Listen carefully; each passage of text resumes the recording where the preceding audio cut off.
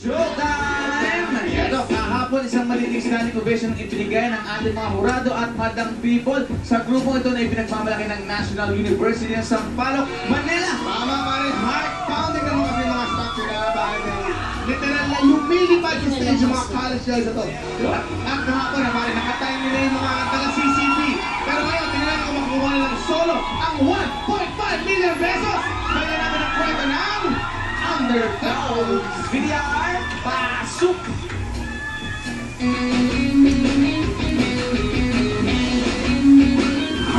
Proud na proud po kami dahil po kami po ay nationalians, tapos sinusuportahan po kami ng school. Silang dalawa nito, ayos ah. Naman namin at deserving kami na maging champion.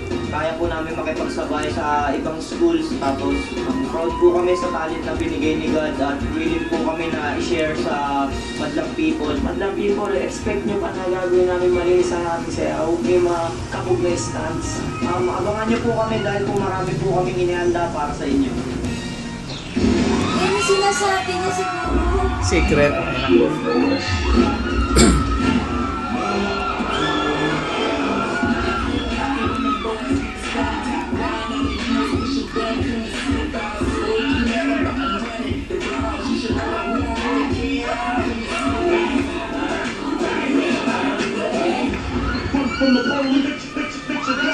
Ayos yung pinakita. Diba, no?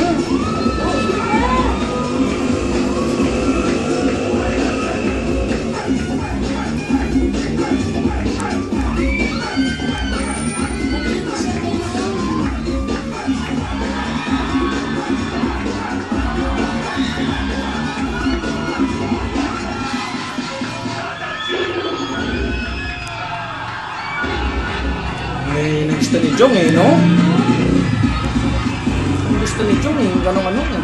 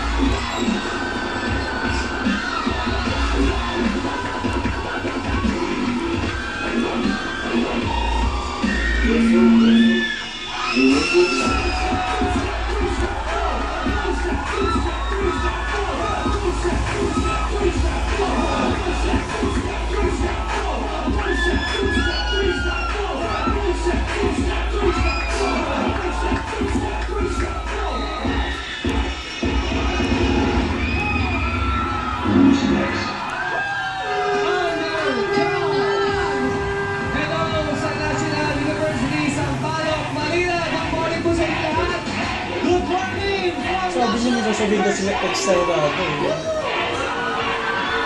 Team Ricardo, ito po kinakatay natin lahat. Ano po, mensahe niyo ulit sa inyong mga estudyante? Mula dito sa National University, sobrang kami proud sa Underdogs. Unang zero pa lang nila dyan. Alam namin, pang 1.5 na. Yan ang isa lang ang message namin sa inyo, Underdogs! Salamat po! Ito bigay kasi kahit si Bean, kaya binigyan niya Grabe kayo. Ito, gigil talaga ni Manalo. Ibang klase, kung tumblingan lang naman ang pinag-uusapan. Boys, ibang klase sila. Correct, pero pang tumbling din ba ang score na ibibigyan ng ating madlang people kay Kim Jux ng Terry Paso?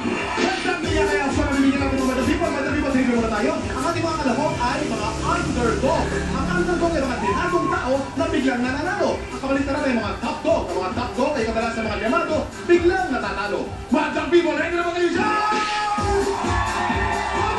Sumo! Puro sa isang level ang ating mga sumara ng bigla. Ito, silipin natin muli. Halo-halo sa naman ang nakikita ko. Hindi ko malaman. Siguro dahil maraming mga kakampi. Kaya maraming mga 6, ano? Pero maraming mga 11, maraming mga 8. Hindi ko dito kung talaga ng ating madami po na nagbigyan ng score na. Yun. Pakikiran lang po. Excuse me po. Okay, 9. Okay. 9, bakit 9 binigay mo score? 9 kasi super galing talaga, nakaka-impress talaga yung mga tumbling. And I really love the dubstep part.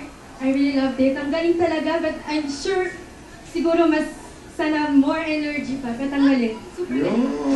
More energy pa yung lagay na yun. Alright, Kulang pa. Thank you very Okay, much. thank you very much. Okay. Back to you guys. Shock naman ako dun sa more energy mo, ate. Okay, tingnan natin ano masasabi ng ating mga hurados.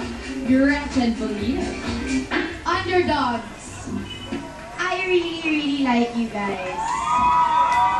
Gusto ko kayo kasi consistent kayo eh. Sa lahat na naging performance dito sa Showtime, kahit ilang beses nyo ginawa yung mga flips na yon, yung mga tumbling, yung tapo na ginawa niyo, nagugulat pa rin ako at alam mo yon, kinakabahan ako every time na ginagawa yun. Ganun kalakas yung impact ng highlights na ginagawa niyo at gusto ko yun.